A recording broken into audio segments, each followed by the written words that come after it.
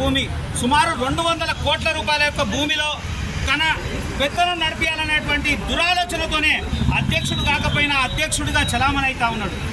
Court క్లియర్గా order ఇచ్చింది.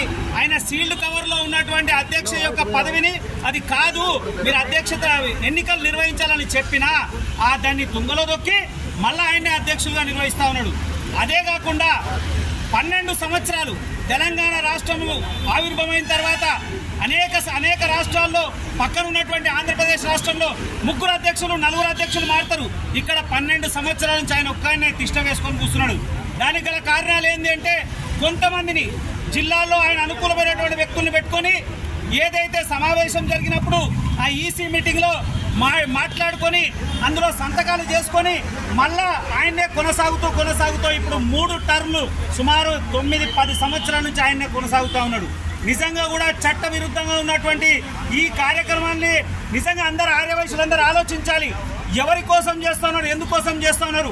ఆ యొక్క స్థలంలో ట్రస్ట్ ఏర్పాటు చేసుకొని ఒక్కొక్కరి దగ్గర 11 లక్షల రూపాయలు సేకరించి సుమారు ఆడ ఊహించిన విషయం ఏంటంటే 200 కోట్ల రూపాయల భూమి.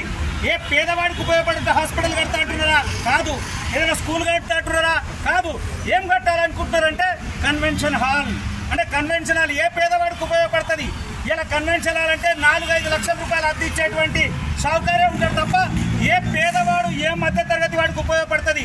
ఈ దురాలోచనతోనే ఉన్నటువంటి మహాసభలో ఉన్నటువంటి కొంతమంది వ్యక్తులందరినీ పక్కన పెట్టి నోటిఫికేషన్ వేసినటువంటి ఎవరైతే క్యాండిడేట్ ఉన్నాడో ఆయనను కూడా డిస్క్వాలిఫై చేసి అన్ని జిల్లాల్లో తనకైనంటూ వర్గాన్ని తయారు చేసుకుని పూర్తి ఆర్యవైశ్యుల యొక్క మనోభావాలను దెబ్బతీస్తున్నాడు. చట్ట విరుద్ధంగా చేస్తా ఉన్నాడు. ఒకే ఒక కారణం, ఏదైతే ప్రభుత్వం ఇచ్చినటువంటి స్థలంలో తనకంటూ ఒక ప్రత్యేకమైనటువంటి విధానాన్ని ఏర్పాటు చేసుకోవాలని చూస్తున్నాడు. దయచేసి దీన్ని ప్రభుత్వం చాలా సీరియస్గా తీసుకోవాలి. ప్రభుత్వం పేదవాడి కోసం, మధ్యతరగతి పేదవాడి కోసం, పేద ఆర్యవైశ్యుల కోసం ఉపయోగించాల్సినటువంటి స్థలాన్ని తన సొంత అవసరాల కోసం వినియోగిస్తా ఉన్నారు. అలాగే ఇప్పటివరకు ఏం అకౌంట్స్ ఇచ్చినట్టు దాఖలాలు లేవు. కోట్లాది రూపాయలు ఎక్కడ పోయినా చెప్పరు. ఆయన ఎప్పుడన్నా మాట్లాడితే నా పెట్రోల్ నేను పోసుకున్నా, నా జీతం నేను వేసుకున్నా, నా డ్రైవర్కి నేను ఇచ్చిన. డ్రైవర్కి ఎవరైనా ఇస్తారయ్యా? జీతం ఎవడైనా ఇస్తాడు, పెట్రోల్ ఎవడైనా పోసుకుంటాడు. మళ్ళీ డబ్బులన్నీ ఎక్కడ పోయినాయి? ఒకవేళ లేదంటే మీరే శ్వేతపత్రం విడుదల చేయండి. ఇన్ని నిధులున్నాయి, ఇన్ని సంవత్సరాలు ఇంత జరిగింది, ఇంత వడ్డీ వచ్చింది, ఇది కార్యక్రమాలు. దానికి తోడు మీరందరూ చూడండి, చింతల్ బస్తీలు ఉన్నటువంటి ఇవాళ మన కార్యాలయం చూస్తే బూత్ బంగ్లా, కనీసం రంగు కూడా వేయలేదు. మళ్ళీ ఇన్ని కోట్లున్నాయి, ఎక్కడ పోయినాయి? బాత్రూంలో ట్యాప్ లేదు, బకెట్ లేదు, స్నానం చేద్దామంటే లేదు. ఆడ రూమ్లు అసలు ఊహించినటువంటి దరిద్రంగా తయారైనాయి.